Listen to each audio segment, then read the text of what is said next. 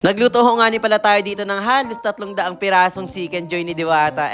Chicken joy ni Dagood Mangyan. Matagal-tagal na rin ho nga ni pala tayo hindi nakakapagluto o nakakapag-feeding sa ating mga katutubong mangyan. Dahil sa sobrang daming pagsubok at problemang dumating sa buhay natin. Pero ganun pa man ay patuloy pa rin tayong binibless ni Lord upang ipagpatuloy ang ating nasimulan. At dahil nga 1 million followers na tayo ay dito ko na rin naisipan na i-celebrate ito. Ay talaga naman hindi ko inaasahan na aabot tayo sa ganun karaming followers. Hindi ko man ho kayo maisa-isa pero lubos-lubos po ako nagpapasalamat sa walang sawang suporta at pagmamahal nyo kay Dagood Mangyan. At syempre bago natin simulan ng lahat ay hinanda muna natin yung mga kakailanganin natin sa pagluluto. Bali yung huling feeding nga pala natin ay 2 buong baboy yung pinagluto natin sa kanila.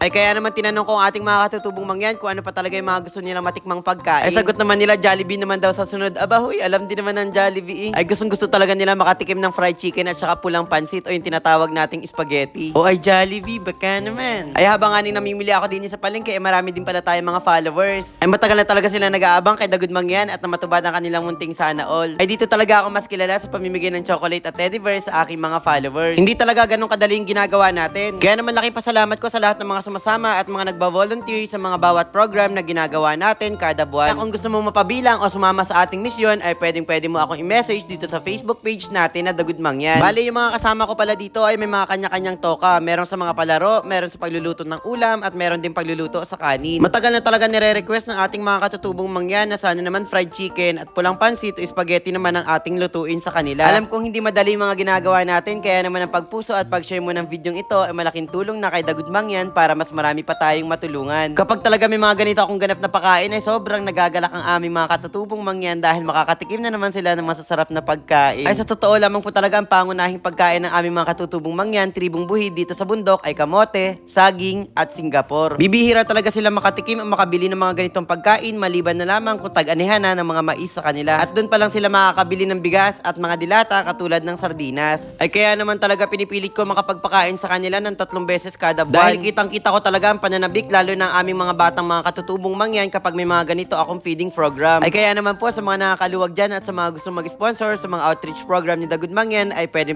po kayong mag-message sa ating Facebook page na Dagood Mangyan. At kung kayo naman po ay willing magbigay ng mga lumang damit, lumang laruan na hindi ginagamit ay pwede nyo pong ibigay sa akin para mas mapakinabangan pa po ng aming mga katutubong mangyan. At dahil nga luto ng ating chicken joy ay niready na natin ito para makapagpasimula na tayo magpakain sa kanila. Syempre bago ang lahat tinikman muna natin yung ating lutong fried chicken kung talagang pasok ba ito sa ating panlasa. Guys, ito na yung niluto naming chicken joy.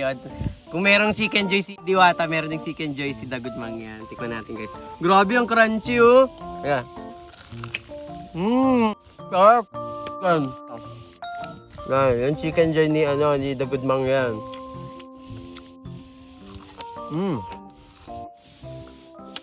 Sarap. At dahil hindi pa nga tapos yung mga niluluto namin ay naisipan muna ng mga kasama ko na magpalaro sa mga bata.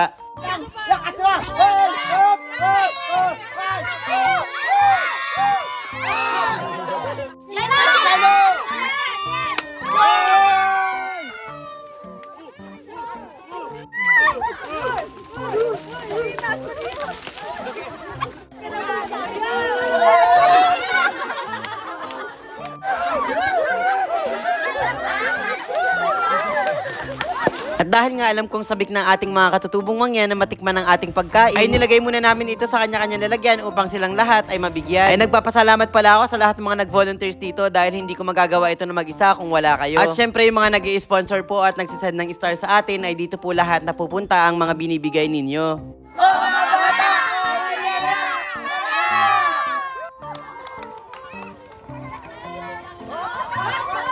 Ay nakakatuwa lamang talaga na sa simpleng ginagawa mo ay marami kang napapasayang tao. Ay sobrang sarap din talaga sa pakiramdam na kahit na maliit na bagay lang yung binigay mo ay ramdam mo na na-appreciate nila at pinapahalaga nila yung ginagawa mo. Marami nagsasabi dyan kaya daw ginagawa ito ni Dagood Mangyan ay para sumikat o makilala. Ay hindi pa man po tayo kilalang Dagood Mangyan ay matagal na po natin ginagawa ang mga ganitong bagay. Isa din talaga sa malaking rason kung bakit talaga ginagawa natin ito ay upang hikayatin ng lahat ang mga kabataan lalo na ang mga content creator na gawin din itong ginagawa natin. Ay maikwento ko lang nga po ng kaunti dahil nung nagsimula po ako dito ay walang-wala din po ako. Ay kapag talagang ang puso mo ay nasa pagtulong ay maraming magtitiwala at magsusuporta sa mga ginagawa mo. Ay kaya naman sa lahat ng mga blessings na natatanggap natin ay binabahagi din natin sa mga higit na mga nangangailangan. Ay sila nga pala yung mga priority ko talagang puntahan. Kaya kahit malayo o mahirap ang daan, ang mahalaga makapagbigay tayo ng tulong o makapagpasaya sa simpleng paraan. Isa din talaga sa mga gustong-gusto ng mga batang katutubong mangyan na makatikim ng ice cream. Ay buti na lamang at may nag-sponsor sa atin, walang iba kundi si Bukal Juday Servando. Ay ilang beses ko na rin talaga siya nakasama sa mga outreach program. Ay talaga namang napaka-humble at napakabait ng taong yan. Ay kaya naman sa mga gusto pa po mag-sponsor dyan, malayang-malaya nyo po akong imensahe sa ating Facebook page na Dagud Mangyan. Ay kahit ano po ang ibigay ninyo, ang mahalaga po ay maipabot natin ito sa mga taong mas higit na nangangailangan. Ay kasabay nga ng pag-celebrate natin ng 1 million followers ay naimbitahan tayo dito sa Okada, Manila upang bigyan ng parangal o award kapalit sa mga mabubuting ginagawa natin. Kaya naman ako ay lumuwas agad ng Manila. Ay talaga naman sobrang excited ako na may halong kaba. Ay ikaw ba namang maimbitahan dito sa Malapalas yung lugar na ito? Ay talaga namang in God's plan lahat ang mga nangyayari sa buhay natin. Kaya kahit marami tayong pagsubok at problemang pinagdaanan ay hindi tumitigil si Lord upang tayo ay tulungan sa ating mga pinagdadaanan. Hindi ko talaga inaakala na mapapasama tayo sa mga ganitong mga awarding. Sa dinami-dami ba naman ng mga content creator at mga artista, tayo ay napabilang pa sa mga ganitong event. Nakakatuwa lamang dahil karamihan sa mga kasama natin dito ay mga artista at mga malalaking content creator. Kaya isa ito sa mga pinakamagandang nangyari sa buhay ko.